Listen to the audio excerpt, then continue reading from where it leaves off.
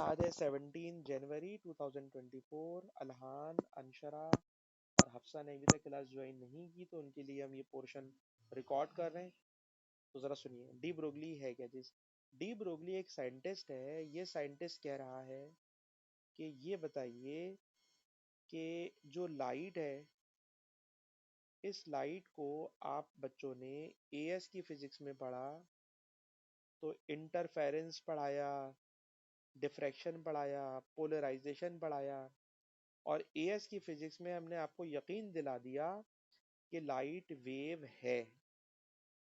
लेकिन जब आप लोग ए टू में आए तो ए टू में आपको यकीन दिलाया कि लाइट जो है वो वेव नहीं है, बल्कि लाइट पार्टिकल है, फोटोन है। और इस बात का यकीन दिलाने के लिए पहला टॉपिक पढ़ाया फोटो इलेक्ट्रिक इफेक्ट। उसमें हमने बार बार कहा कि वेव थ्योरी फेल है, वेव थ्योरी फेल है, और फोटोन थ्योरी से हमने फोटो इलेक्ट्रिक इफेक्ट पूरा पढ़ लिया। फिर कल एक और टॉपिक पढ़ाया हमने आपको, जिसमें हमने ये पढ़ाया कि फोटोन जब इलेक्ट्रॉन को हिट करता है, तो इलेक्ट्रॉन को हिट करके, या अभी जो मैंने क्वेश्चन कराया रिकॉर्डिंग से पहले कि लाइट मेटल की प्लेट पे पड़ रही थी, तो वो फोर्स एक्सर्ट कर रही है। तो फोर्स का मतलब मोमेंटम, मोमेंटम का मतलब मास। इसका मतलब है फोटोन में मोमेंटम होता है, मतलब फोटोन में मास होता है। उस मास की वैल्यू अननोन है, लेकिन मास होता है जब भी मोमेंटम होता है, जब भी फोर्स होती है, एटसेट्रा। तो दो बातें मैंने आपको पढ़ा दी। एएस की फिजिक्स में लाइट वेव है, ए टू की फिजिक्स में लाइट पार्टिकल है। अब बच्चा कंफ्यूज है, सर लाइट है क्या, कंफ्यूज है कि लाइट है क्या।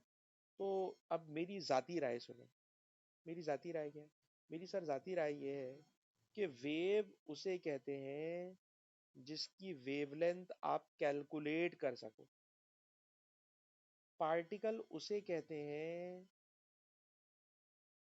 जिसका मास कैलकुलेट कर सको, वैल्यू बता सको कि मास की वैल्यू इतनी है। ठीक है जनाब। तो लाइट की वेवलेंथ मेजरेबल है। हम एक्सपेरिमेंट करके हर लाइट की वेवलेंथ आपको बता सकते हैं, वेवलेंथ इतनी है। लेकिन लाइट के फोटोन का मास, बार बार हम आपसे कहते हैं, अननोन है, हमें नहीं पता। इसलिए मेरी जाती राय में लाइट वेव तो है, वेव तो है, but light can behave as particle. Light का बिहेवियर पार्टिकल वाला हमें मिल जाता है, पर लाइट है वेव, ये मेरी अपनी जाती राय है। क्योंकि उसका मास नहीं पता, इसलिए मैं इसको पार्टिकल कहने के बजाय कह रहा हूँ कि लाइट वेव है, but it can behave as particle. और पार्टिकल वाला बिहेवियर बहुत सारी जगह पे हमें इसका मिलता है। अच्छा, डी ब्रोगली ने कहा कि भाई लाइट के बारे में जो बातें आपने पढ़ ली ना, डी ब्रोगली ने कहा आइए मैं आपको और हैरान करता हूँ कि ये जो पार्टिकल है, इलेक्ट्रॉन, इलेक्ट्रॉन इलेक्ट्रॉन का मास 911 एक्सपोनेंट -31 kg। इलेक्ट्रॉन के पार्टिकल होने में किसी को कोई शक नहीं है, 100% पार्टिकल है। लेकिन आप हैरान रह जाएंगे कि जब लाइट वेव होने के बावजूद पार्टिकल की तरह बिहेव कर सकती है, तो डी ब्रोगली ने कहा कि इलेक्ट्रॉन पार्टिकल होने के बावजूद इलेक्ट्रॉन वेव की तरह बिहेव कर सकता है। इलेक्ट्रॉन वेव की तरह बिहेव कर सकता है। और जब इलेक्ट्रॉन वेव की तरह बिहेव करता है, तो इलेक्ट्रॉन का डिफ्रैक्शन हम डिस्कवर कर चुके हैं। डिफ्रैक्शन से पता नहीं कितनी चीजें हम और डिस्कवर कर चुके हैं। फिर आप देखते हैं कि इलेक्ट्रॉन से CRO, कैथोड रे ऑसिलोस्कोप, और उससे जो पुराने जमाने वाले टेलीविजन थे, उन टेलीविजन में जो हम पिक्चर देखते थे, तस्वीर देखते थे, उस पिक्चर की फॉर्मेशन में भी इलेक्ट्रॉन वेव की तरह बिहेव करता था और टीवी की स्क्रीन पे पिक्चर बना देता था। तो कहना ये चाहता हूँ कि इलेक्ट्रॉन पार्टिकल तो है, बट इलेक्ट्रॉन वेव की तरह बिहेव कर सकता है। और इस इलेक्ट्रॉन की जो वेवलेंथ है, उस वेवलेंथ का एक फॉर्मूला है, और वो फॉर्मूला है h upon m v. V for velocity, h upon m we.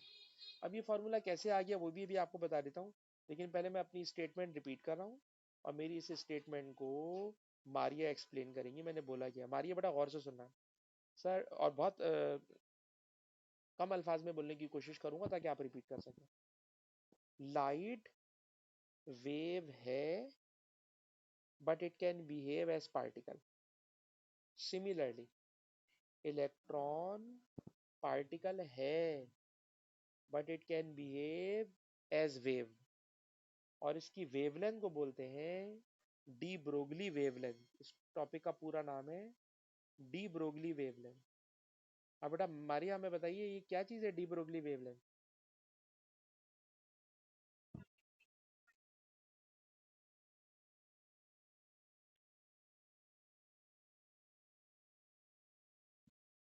जी, उसकी वेवलेंथ को हम लोग डी ब्रोगली वेवलेंथ कह देते हैं। ठीक है जी। अच्छा जी, अब इसकी वेवलेंथ का बेटा पहले ये फार्मूला कॉपी कर लो, ये फार्मूला कॉपी कर लो। और इस फार्मूले में अगर हम आपको थोड़ा सा याद दिलाएं कल की क्लास, तो कल की क्लास में हम आपको पढ़ा रहे थे फोटोन का मोमेंटम। ठीक है, फोटोन का मोमेंटम, फोटोन का मतलब है लाइट का मोमेंटम। ठीक है, और लाइट को अब इलेक्ट्रॉन के साथ मिक्सिंग करने जा रहे हैं, लाइट और इलेक्ट्रॉन को मिक्सिंग करने जा रहे हैं। तो मोमेंटम फोटोन का क्या था सर? मोमेंटम था एच अपॉन लेमडा। फोटोन का मोमेंटम था एच अपॉन लेमडा। ये बता बेटा, अगर मैं इस लेमडा को सब्जेक्ट बना लूं और लेमडा को बेटा इधर लेकर आ जाऊं और मोमेंटम को इधर लेकर आ जाऊं, ठीक है, तो अब आप जरा इस इक्वेशन को गौर से देखें। तो लेमडा ये रहा, एच ये रहा, पी का मतलब है मोमेंटम, और इलेक्ट्रॉन पार्टिकल है। सर जब इलेक्ट्रॉन पार्टिकल है, इलेक्ट्रॉन का हमें मास पता है, तो इलेक्ट्रॉन के मास को इलेक्ट्रॉन की वेलोसिटी से मल्टीप्लाई कर देंगे, तो mass into velocity it will be momentum. तो बट आपसे अभी अभी आपने क्लास लेट ज्वाइन की है, बस जल्दी से एक सेंटेंस पकड़ ले लें ताकि आपकी आज की आपको क्लास समझ में आ रही है। बेटा हफ्सा गौर से सुनिएगा। लाइट एएस की फिजिक्स में वेव थी, और उसकी वेवलेंथ हम निकाल लेते थे। ए टू की फिजिक्स में लाइट पार्टिकल है, पर इसका मास अभी तक नहीं पता, मास नहीं पता। और जब मास नहीं पता, तो मैंने कहा कि लाइट है तो वेव, लाइट है तो वेव क्योंकि इसकी वेवलेंथ पता है, but it can behave as particle. Light wave है, पर पार्टिकल की तरह बिहेव कर सकती है। लाइट वेव है, पर पार्टिकल की तरह बिहेव कर सकती है। इसी तरह डी ब्रोगली ने कहा कि जब लाइट वेव होकर पार्टिकल की तरह बिहेव कर सकती है, तो इलेक्ट्रॉन भी, जिसका मास हमें पता है, जिसके पार्टिकल होने में हमें कोई शक नहीं है, तो ये पार्टिकल भी वेव की तरह बिहेव कर सकता है। और जब ये वेव की तरह बिहेव करता है, तो इलेक्ट्रॉन की वेवलेंथ का ये फॉर्मूला है। इस फॉर्मूले को बोलते हैं डी ब्रोगली वेवलेंथ। इस फॉर्मूले को कहते हैं डी ब्रोगली वेवलेंथ। अब डी ब्रोगली वेवलेंथ जब आज मैं आपको पढ़ाऊंगा, तो डी ब्रोगली वेवलेंथ में एक तो ये फार्मूला बेटा कॉपी कर लो, एच अपॉन पी है। एक और फार्मूला मैंने इसका लिए नीचे लिख दिया, एच अपॉन एम वी है। एक और फार्मूला मैं लिख रहा हूँ, ये फार्मूला अभी मैं आपको जो क्लास करा रहा हूँ उस क्लास में ड्राइव करके दिखाऊंगा। Two m q v. ये तीनों एक ही चीज की अलग अलग शक्लें हैं, इन तीनों का नाम है डी ब्रोगली वेवलेंथ। बेटा जरा इसको कॉपी कर लें, तीनों का नाम है डी ब्रोगली वेवलेंथ। आप कहेंगे सर एच अपॉन पी तो चलने समझ में आता है, पी की जगह एम भी लिख दिया समझ में आता है। सर ये क्या आ गया, ये क्या आ गया?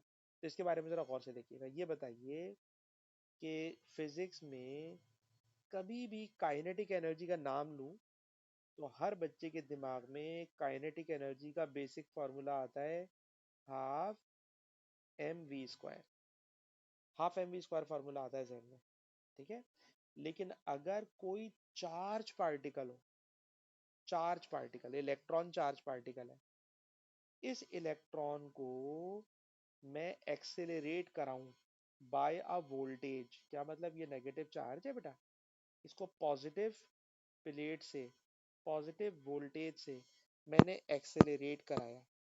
जब ये इलेक्ट्रॉन एक्सेलरेट होता है तो इस इलेक्ट्रॉन में काइनेटिक एनर्जी आ जाती है, और उस काइनेटिक एनर्जी को हम लोग लिखते हैं चार्ज इनटू वोल्टेज।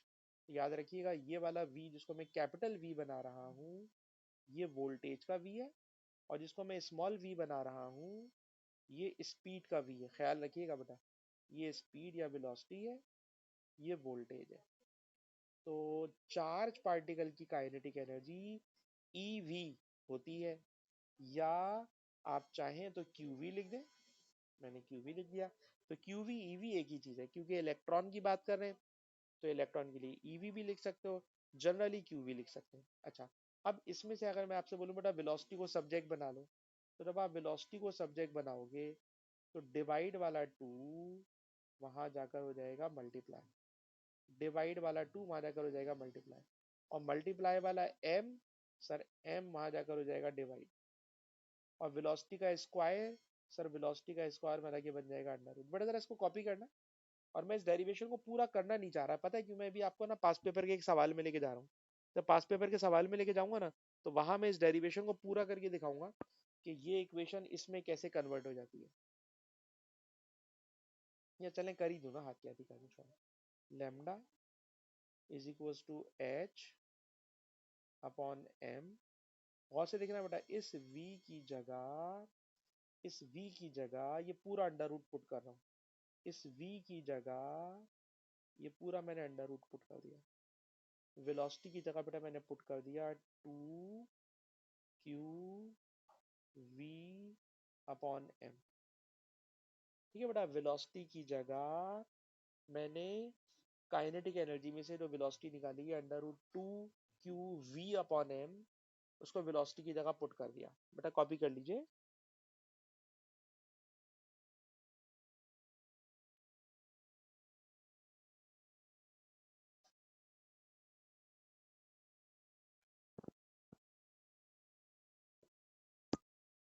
और बेटा अगर कॉपी कर चुके हो तो H ऐसे ही रहने दो बेटा, H ऐसे ही रहने दो। अच्छा, अब इसके अंदर मैथमेटिक्स का एक अजीब सा स्टेप यूज करूंगा जो शायद आपको अजीब सा लगे, और वो स्टेप ये है कि 2 कांस्टेंट है, Q चार्ज है, V वोल्टेज है, M ये रहा। ठीक है ना? अब एक नई बात सुनना, कहते हैं अगर कोई नंबर स्क्वायर रूट के अंदर हो और उस पे स्क्वायर हो, स्क्वायर रूट के अंदर हो और स्क्वायर हो, तो उसको अगर हम बाहर लेके जाते हैं तो उसका स्क्वायर खत्म हो जाता है, उसको बाहर लेके जाते हैं तो उसका स्क्वायर खत्म हो जाता है। अगर अंडर रूट में एम स्क्वायर होता, अगर अंडर रूट में एम स्क्वायर होता तो बाहर जाकर एम बन जाता। उल्टी बात सोचो, ये एम है, इस एम को मैं अंदर ले जाना चाहता हूँ, सर अगर आप इस एम को अंदर ले जाना चाहते हैं ना, तो ये बन जाएगा एम स्क्वायर। बेटा कॉपी कीजिएगा, मैं इस एम को अंडर रूट के अंदर ले गया।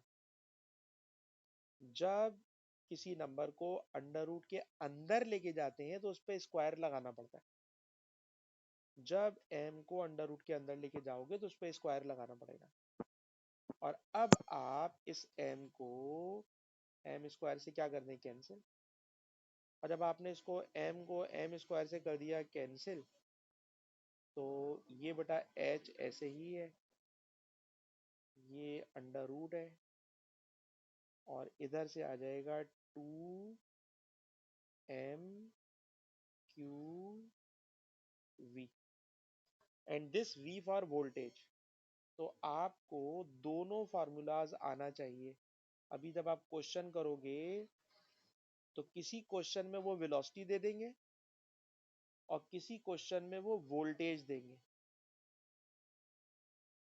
वेलोसिटी दें तो ये वाला फार्मूला, और वोल्टेज दें तो ये वाला फार्मूला। तो डी ब्रोगली के ये दो फार्मूलाज आपको आना चाहिए। डी ब्रोगली के आपको ये दो सवाल आना चाहिए, दो फार्मूले।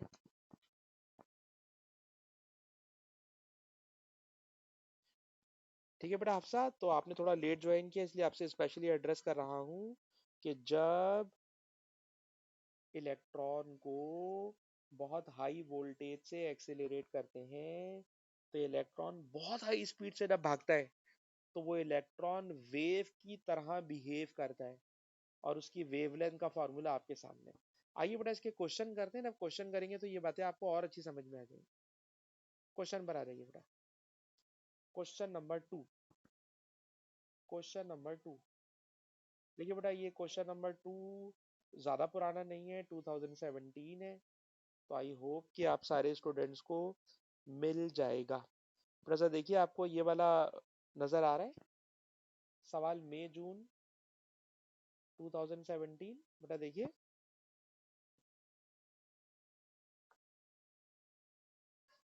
बेटा पहले देख लीजिए, सवाल मिल जाए तो फिर मैं सवाल को स्टार्ट कराऊं।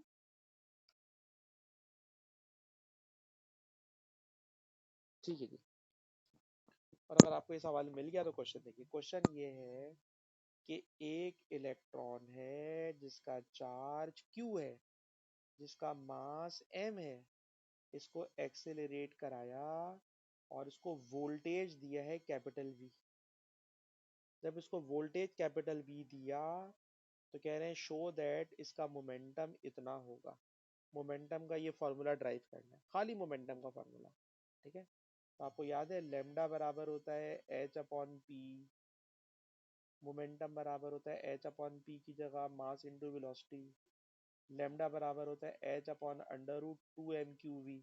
तो अभी अभी मैंने QM ये वाला पोर्शन कराया है आपको, तो मेरा ख्याल है मैं इसको दोबारा कराऊंगा तो मैं आपका टाइम पास करूंगा मेरे ख्याल में। तो मैं आपको ये सवाल होमवर्क दे सकता हूँ, और ये भी मैं आपको गाइड कर रहा हूँ कि आप इसमें कीजिएगा वही कि half mv² is equal to Q/V। ठीक है, और मुझे लगता है पता नहीं आप कर पाएंगे नहीं कर पाएंगे। 2 डिवाइड है, 2 माना कि मल्टीप्लाई हो जाएगा, बन जाएगा 2QV। ठीक है जी, 2QV। फिर आप ऐसा कीजिएगा, बोथ साइड्स को ना बेटा m से मल्टीप्लाई कर दीजिएगा। बोथ साइड्स को m से मल्टीप्लाई कर दीजिएगा। जब बोथ साइड्स को m से मल्टीप्लाई करोगे तो लेफ्ट हैंड पे बनेगा m² v²। तो m²v² को मैंने बना दिया mv का होल स्क्वायर, और ये बन गया 2mQV। सर ये स्क्वायर है, स्क्वायर उधर आके अंडर रूट बन जाएगा, स्क्वायर उधर आके अंडर रूट बन जाएगा, और mass into velocity it is momentum that is p। तो बड़ा जल्दी से इसको कॉपी कर लीजिए, ये पेपर में डेरिवेशन बार बार आती है, ये डेरिवेशन पेपर में बार बार आती है।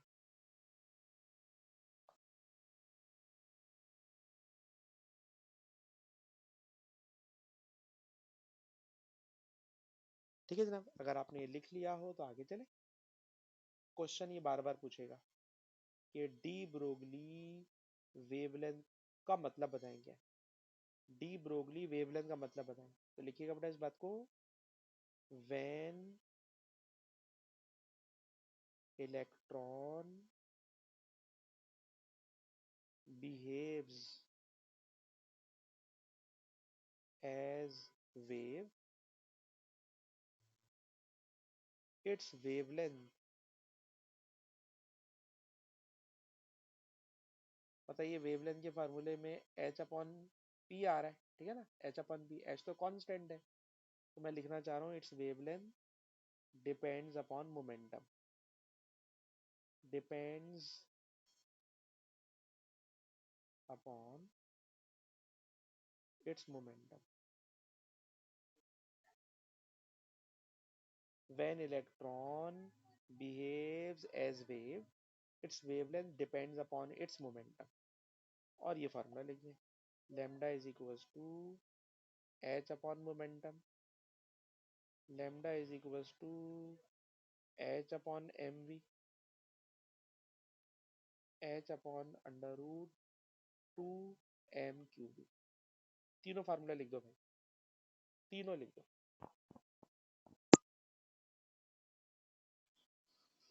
अब आ जाइए बेटा इसके नेक्स्ट मैथमेटिकल क्वेश्चन में। मैथमेटिकल क्वेश्चन ये है कि डी ब्रोगली वेवलेंथ इलेक्ट्रॉन की कैलकुलेट करना है और वोल्टेज दिया हुआ है 120 वोल्ट। वोल्टेज दिया हुआ 120 वोल्ट। इलेक्ट्रॉन को 120 वोल्ट से एक्सेलरेट कराया।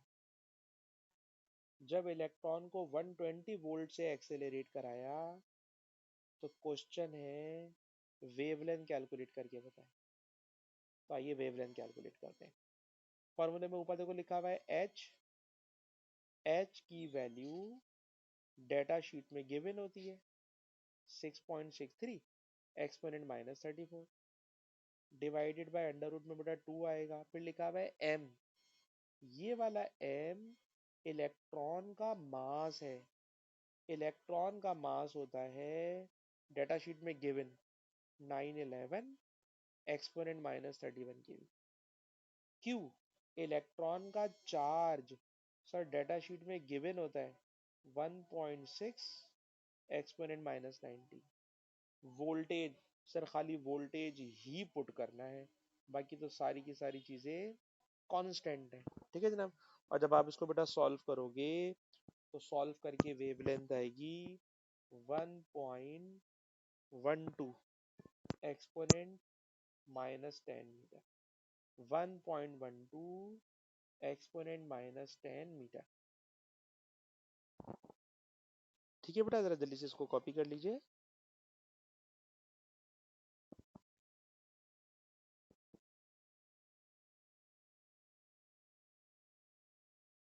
अच्छा बेटा, जो इसका लास्ट पार्ट है ना, इसे समझाने के लिए बड़ी हिम्मत चाहिए।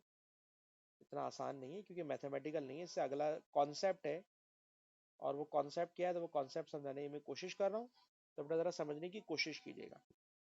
बेटा कोशिश ये है कि ये बताइए कि आईजीसीएसई में बचपन से पढ़ते हुए आ रहे हैं कि डिफ्रैक्शन जब होता है जब साइज ऑफ गैप स्मॉलर हो या कंपैरेबल हो विद द वेवलेंथ।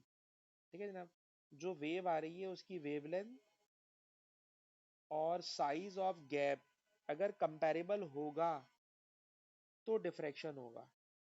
और डिफ्रैक्शन को आपको याद करें, इस तरह से आपसे ड्राइंग बनवाते थे, बचपन से पढ़ रहे हैं आप लोग। कहना ये चाह रहा हूँ डिफ्रैक्शन जब होता है जब वेवलेंथ तकरीबन कंपैरेबल हो गैप के साइज के, सेपरेशन ऑफ साइज कह लें, गैप कह लें, कंपैरेबल हो। ठीक है जी, ये कंडीशन है। अब जरा टॉपिक पे आ रहे हैं। टॉपिक बेटा ये है कि ये बताइए कि जब हम केमिस्ट्री में किसी सॉलिड ऑब्जेक्ट की क्रिस्टलाइन स्ट्रक्चर को स्टडी कर रहे होते हैं, जैसे फॉर एग्जांपल कॉपर का मैंने क्रिस्टल लिया, तो कॉपर के क्रिस्टल में कॉपर के एटम्स होंगे। उन कॉपर के एटम्स के बिटवीन में जो गैप होता है ना, वो गैप इतना स्मॉल होता है, इतना स्मॉल होता है कि उसमें से ऑर्डिनरी लाइट डिफ्रैक्शन नहीं कर सकती। ऑर्डिनरी लाइट डिफ्रैक्शन नहीं कर सकती। एटम के एटम्स का जो गैप है वो 2 एक्सपोनेंट -10 मीटर है। ठीक है ना, 2 एक्सपोनेंट -10 मीटर है। और जो ऑर्डिनरी लाइट होती है सर, लाइट की वेवलेंथ होती है एक्सपोनेंट -7 मीटर, जो विजिबल लाइट होती है। ठीक है जनाब। तो विजिबल लाइट की वेवलेंथ कम है। ठीक है जनाब। और जो साइज ऑफ एटम है, सॉरी वेवलेंथ बड़ी है। और जो साइज ऑफ एटम है, एटम कॉपर के एटम्स के बिटवीन का जो गैप है वो उसके कंपैरेबल नहीं है। और जब उसके कंपैरेबल नहीं है तो विजिबल लाइट उसके अंदर से पेनिट्रेट कर ही नहीं पाती। कॉपर की प्लेट में से विजिबल लाइट पेनिट्रेट नहीं कर सकती। जब पेनिट्रेट नहीं करेगी तो डिफ्रैक्शन भी नहीं कर सकेगी। तो ऑर्डिनरी लाइट का डिफ्रैक्शन मुझे कॉपर के क्रिस्टल में नहीं मिलेगा। दोबारा रिपीट कर रहा हूँ सर, कॉपर के क्रिस्टल में एटम्स के बिटवीन का गैप इतना स्मॉल है कि वो ऑर्डिनरी लाइट की वेवलेंथ से कंपैरेबल नहीं है, इसलिए ऑर्डिनरी लाइट का डिफ्रैक्शन नहीं मिलता। लेकिन गौर कीजिए, जो अभी अभी हमने वेवलेंथ कैलकुलेट की है, इलेक्ट्रॉन की वेवलेंथ, ये इलेक्ट्रॉन की वेवलेंथ एक्सपोनेंट -10 मीटर की है, और एटम्स की सेपरेशन भी एक्सपोनेंट -10 मीटर की है। बताइए, जब इलेक्ट्रॉन्स की wavelength is comparable with the size और सेपरेशन बिटवीन एटम्स, तो यकीनन इलेक्ट्रॉन का डिफ्रैक्शन मुझे मिल जाएगा। अगर मैं इलेक्ट्रॉन को 120 वोल्ट से एक्सेलरेट कराऊं, तो जब इलेक्ट्रॉन 120 वोल्ट से भागेगा, तो उससे जो उसकी वेवलेंथ बनेगी, it is comparable with the wavelength with the separation of atoms. तो पूछ रहा है वेदर, आपसे पूछ रहा है, राय ले रहा है। वेदर का मतलब यस भी होता है, नो भी होता है, कि इलेक्ट्रॉन का डिफ्रैक्शन मिलेगा या नहीं मिलेगा।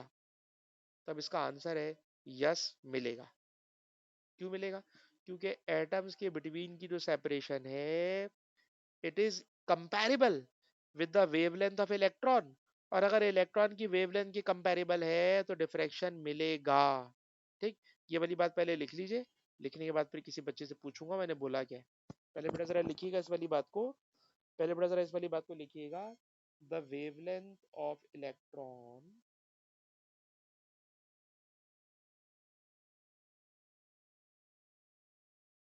The wavelength of electron is comparable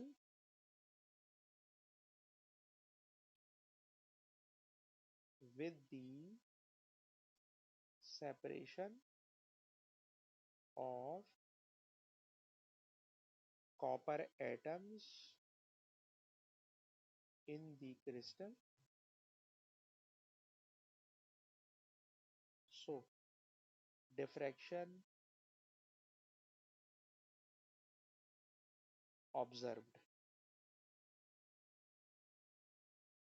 Diffraction observed. बेटा साथ आपसे कहलवाना चाहूंगा, साथ चेक करते हैं आप हमारी बात पकड़ पाए या नहीं पकड़ पाए। बेटा साथ जरा माइक्रोफोन खोले, मैं अपनी बात रिपीट कर रहा हूँ। साथ बेटा गौर से सुनना। कहते हैं सर, डिफ्रैक्शन जब होता है जब वेवलेंथ और गैप का साइज कंपैरेबल हो। तो सर इस टॉपिक में कॉपर के एटम्स के बिटवीन का gap, it is comparable with the wavelength of electron. Electron की वेवलेंथ भी एक्सपोनेंट -10 में आ रही है, और कॉपर के एटम्स की सेपरेशन भी एक्सपोनेंट -10 में। इसलिए हमें इलेक्ट्रॉन का डिफ्रैक्शन कॉपर के क्रिस्टल से मिल जाएगा। आप अपनी जुबान में जो बोलेंगे मैं खामोशी से सुन लूंगा। हाँ बेटा, साथ बोल के बताइए।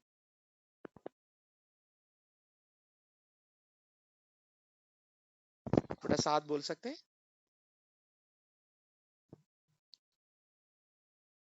अच्छा बेटा कश्यप, आप हमें ये बात समझा सकती हैं जो बात बेटा मैंने बोली है, कश्यप?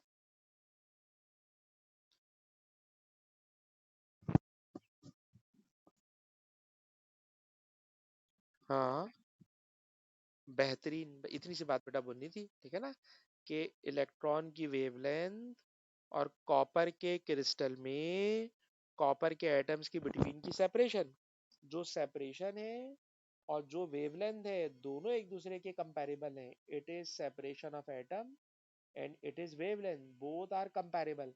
अगर दोनों कंपैरेबल हैं तो हमें डिफ्रैक्शन मिलेगा, हमें डिफ्रैक्शन मिलेगा।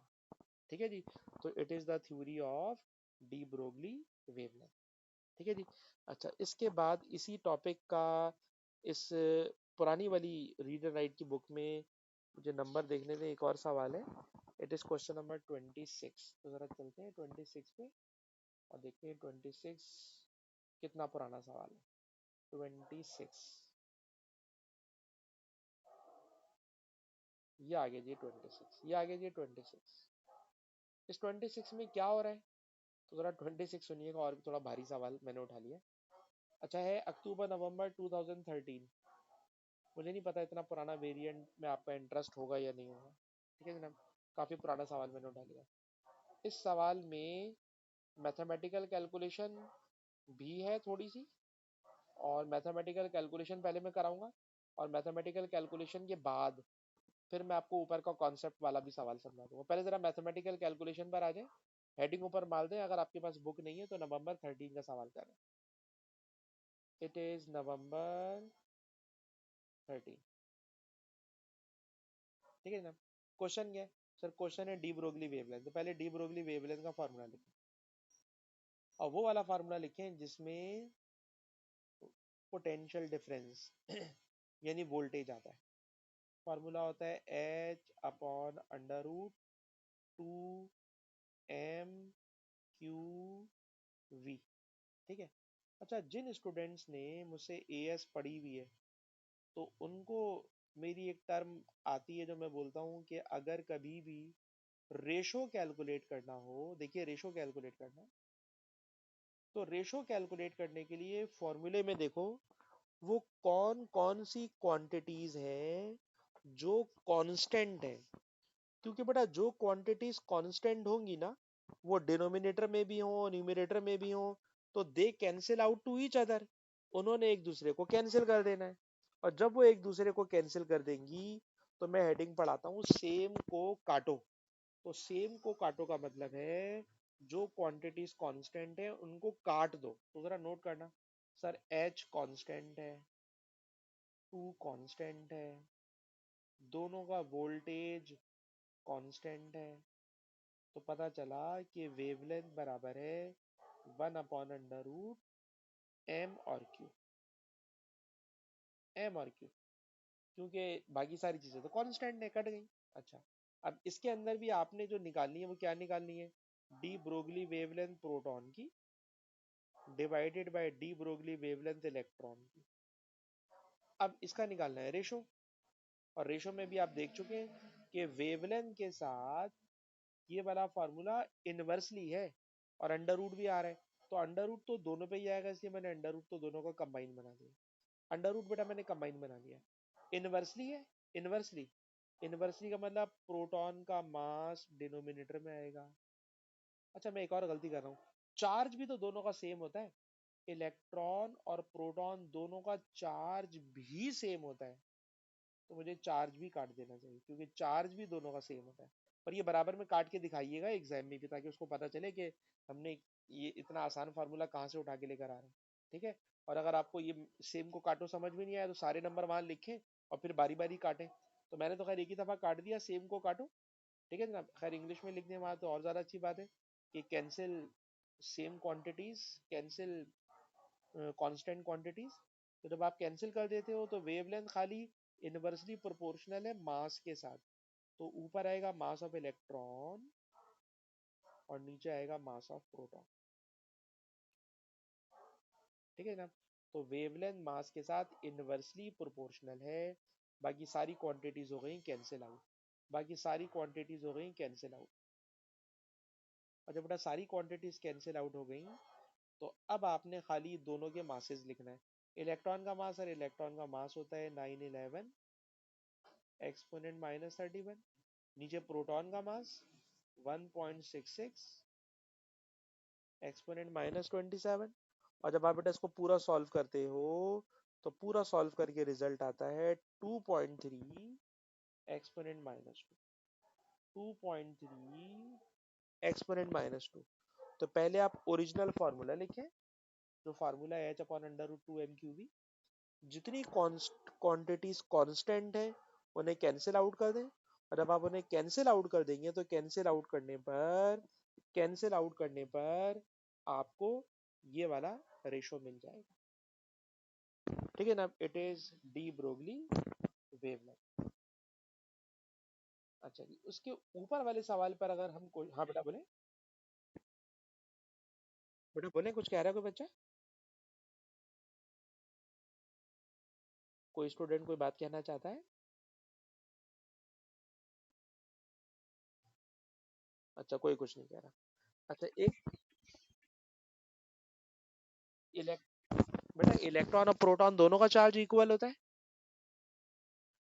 चार्ज इलेक्ट्रॉन और प्रोटॉन दोनों का बराबर होता है ना बेटा, दोनों का चार्ज होता है 1.6 एक्सपोनेंट -19, इसलिए मैंने चार्ज को भी कैंसिल कर दिया। ठीक है, तो जितनी कांस्टेंट सेम क्वांटिटीज हैं, कांस्टेंट क्वांटिटीज हैं, उनको मैंने कैंसिल आउट कर दिया, तो इस तरह से ये रेशो आ गया मेरे पास। ठीक है, अच्छा अब आप इस क्वेश्चन के जरा ऊपर वाले पार्ट पर आए, और ऊपर वाला पार्ट समझाना काफी भारी पार्ट है। वो पार्ट बेटा ये जरा सुनिएगा। क्वेश्चन में कह रहे हैं कि जब इलेक्ट्रॉन हाई स्पीड से ट्रैवल कर रहे हों और किसी कार्बन की थिन फिल्म में से पास कराएं। ठीक है ना, अभी कार्बन की प्लेट है, कार्बन की प्लेट में से इलेक्ट्रॉन को पास करा रहे हो, और पीछे आपने फ्लोरेसेंट स्क्रीन लगाई हुई है। फ्लोरेसेंट स्क्रीन का मतलब एक ऐसी स्क्रीन कि जिस पर इलेक्ट्रॉन टकराएंगे तो फ्लोरेसेंस यानी चमक पैदा होगी। ठीक है जी, फ्लोरेसेंस आपने स्क्रीन लगाई हुई है। ठीक है, अच्छा अब क्वेश्चन में पूछ क्या रहे हैं, खुद आपको गाइड कर रहे हैं, खुद आपको बता रहे हैं कि जब लाइट इसमें से सॉरी इलेक्ट्रॉन इसमें से पास होते हैं तो इमर्जेंट इलेक्ट्रॉन जब स्क्रीन पर इंसिडेंट होते हैं तो हमें नजर आती है series of concentric rings on the screen. जो सामने स्क्रीन है बेटा, उस स्क्रीन के ऊपर हमें रिंग्स नजर आते हैं। ठीक है ना, अब स्क्रीन के ऊपर हमें रिंग्स नजर आते हैं। ठीक, और जब ये रिंग्स नजर आते हैं तो अब आप चली जाइए एएस की फिजिक्स में। जब लाइट को डबल स्लिट एक्सपेरिमेंट से पास कराते थे तो स्क्रीन पर डार्क और ब्राइट फ्रिंजेस बन जाती थी। जब लाइट को डिफ्रैक्शन ग्रेटिंग से पास कराते थे तो सामने स्क्रीन के ऊपर डिफ्रैक्शन का एक पैटर्न बन जाता था। तो इलेक्ट्रॉन भी जब कार्बन की थिन फिल्म से पास करता है तो इलेक्ट्रॉन का भी डिफ्रैक्शन हो जाता है, और उस डिफ्रैक्शन की वजह से हमें इस तरह के सर्कल्स नजर आते हैं। क्वेश्चन है, suggest why observe ring provide evidence for the wave nature of particle.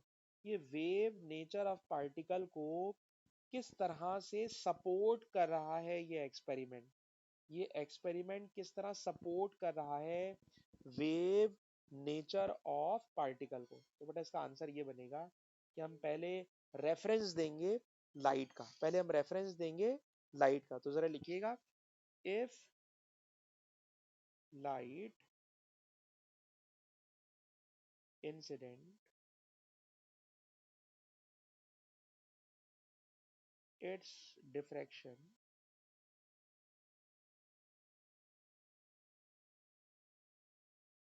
Is observed which is wave. Light पे तो हमें शक ही नहीं है, लाइट की वेव होने में कोई शक नहीं है हमें। लाइट इंसिडेंट होती तो डिफ्रैक्शन नजर आता जो कि वेव है। In the same way, in the same way electron exhibit diffraction, so so diffraction pattern, so diffraction pattern supports the wave nature of electron, और इलेक्ट्रॉन के बजाय उन्होंने लफ्ज लिखा पार्टिकल, तो मैंने यहाँ लिख दिया पार्टिकल। यानी पार्टिकल में भी वेव नेचर हो सकती है। जब भी तो पार्टिकल का यहाँ पे हमको क्या मिल रहा है, डिफ्रैक्शन मिल रहा है, जब भी हमें यहाँ पर पार्टिकल का डिफ्रैक्शन मिल रहा है। ठीक है जी, मैं अपनी बात रिपीट करूंगा, और रिपीट करके मैमूना, अगर आपका माइक्रोफोन खुल जाए तो अच्छी बात होगी बेटा। मैमूना सुनिएगा, सवाल क्या है, सवाल ये है कि जब इलेक्ट्रॉन को कार्बन की थिन फिल्म से पास कराते हैं तो स्क्रीन पर रिंग्स बनते हैं। ये गिवन स्टेटमेंट है, सवाल है इससे पता क्या चल रहा है। जवाब, सर अगर लाइट इंसिडेंट कराते हैं तो लाइट पे तो हमें कोई शक ही नहीं है, लाइट तो पक्की बात है वेव है, तो लाइट का तो डिफ्रैक्शन होता। लेकिन यहाँ इलेक्ट्रॉन है, और अगर इलेक्ट्रॉन से भी आपको डिफ्रैक्शन पैटर्न मिल रहा है तो इट मींस कि इलेक्ट्रॉन डिफ्रैक्शन एग्जिबिट कर रहा है। और अगर इलेक्ट्रॉन डिफ्रैक्शन एग्जिबिट कर रहा है तो it is evidence for the wave nature of particle, कि भाई पार्टिकल भी वेव की तरह बिहेव कर सकता है। हाँ बेटा मैमूना कमेंट करके बताएं क्या बात समझ में आ रही है, क्या हो रहा है इसके अंदर मैमूना।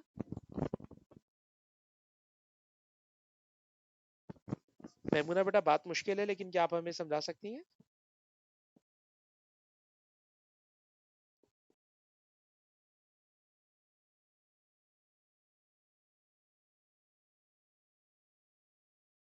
अगर लाइट कार्बन प्लेट से पास कराते तो लाइट का डिफ्रैक्शन होना ये तो नॉर्मल सी बात है। लेकिन अगर, हाँ, अगर इलेक्ट्रॉन का डिफ्रैक्शन मुझे नजर आ रहा है तो ये शो कर रहा है कि इलेक्ट्रॉन भी वेव की तरह बिहेव कर सकता है। ठीक है बेटा, आपने बहुत अच्छा समझाया। आगे चले बेटा, नेक्स्ट पार्ट है। नेक्स्ट पार्ट के अंदर कह रहे हैं कि मैंने इलेक्ट्रॉन की स्पीड को इंक्रीज कर दिया। स्पीड इंक्रीज करूंगा तो क्या होगा, तो पहले गौर से देखिएगा। सर लेमडा बराबर होता है h upon m v. Sir अगर आप इलेक्ट्रॉन की स्पीड इंक्रीज करेंगे ना तो पहली बात तो ये वेवलेंथ छोटी हो जाएगी, वेवलेंथ छोटी हो जाएगी। ठीक, लिखिएगा इस वाली बात को। when sorry the wavelength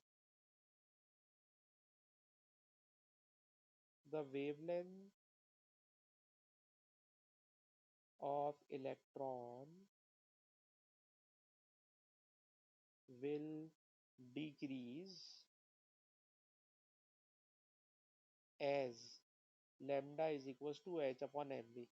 आपने फॉर्मूले का रेफरेंस दिया कि भाई लैम्डा बराबर होता है h अपॉन mv। सर अगर आप वेलोसिटी इंक्रीज करोगे तो वेवलेंथ छोटी हो जाएगी। एक बात हो गई, वेवलेंथ छोटी हो गई। दूसरी बात पर आओ, ये बताइए कि हमें डिफ्रैक्शन का ये फॉर्मूला एएस की फिजिक्स में आता है, इसके अलावा कोई और फार्मूला हमें आता पाता नहीं है भाई। ठीक है ना, अब हमें इसके अलावा कोई और फार्मूला नहीं आता है। ठीक है जी। अलबत्ता जरा यूं और से देखिए कि वेवलेंथ अगर डिक्रीज होती है ना तो डिफ्रैक्शन का एंगल कम बनता है। जितनी छोटी वेवलेंथ होती है उतना डिफ्रैक्शन का एंगल कम बनता है, और जितना डिफ्रैक्शन का एंगल कम बनेगा, जितना डिफ्रैक्शन का एंगल कम बनेगा, तो आपको समझाने की कोशिश कर रहा हूँ एएस की फिजिक्स के अकॉर्डिंगली, कि अगर डिफ्रैक्शन, अगर वेवलेंथ बड़ी है तो बड़े एंगल पे डिफ्रैक्शन है। ठीक है ना, बड़ी बड़ी जगह में डिफ्रैक्शन हो रहा है।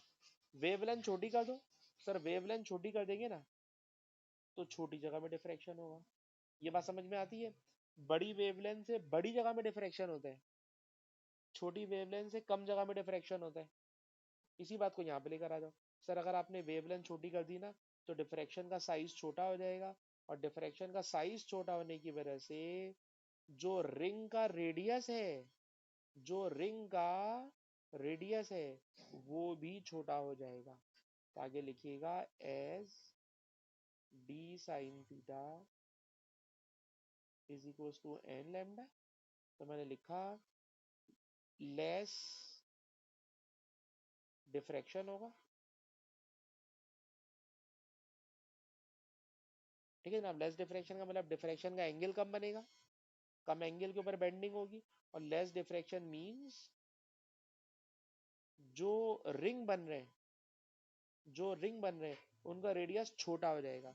Radius of rings will decrease, radius of rings will decrease. वो क्वेश्चन में पूछ रहे हैं कि स्क्रीन पर हमें क्या मिलेगा जब आप स्क्रीन पर, सर जो रिंग्स बन रहे हैं वो छोटे हो जाएंगे, स्क्रीन पर जो रिंग्स बन रहे हैं वो छोटे हो जाएंगे। तो जब हम स्पीड बढ़ाते हैं इलेक्ट्रॉन की वोल्टेज बढ़ाओगे तो स्पीड बढ़ेगी, स्पीड बढ़ेगी तो वेवलेंथ छोटी हो जाएगी, वेवलेंथ छोटी होगी तो डिफ्रैक्शन कम होगा, डिफ्रैक्शन कम होगा तो रिंग्स का साइज छोटा हो जाएगा। तो ये क्वेश्चन काफी पुराना है 2013। तो मैं आपको सजेस्ट करूंगा बस भाई 2015 से आगे के सवाल कर लें तो बहुत है, और इससे ज्यादा पीछे ना जाएं तो अच्छा है। तो बेटा ये डी ब्रोगली को मैं यहाँ पे स्टॉप कर रहा हूँ।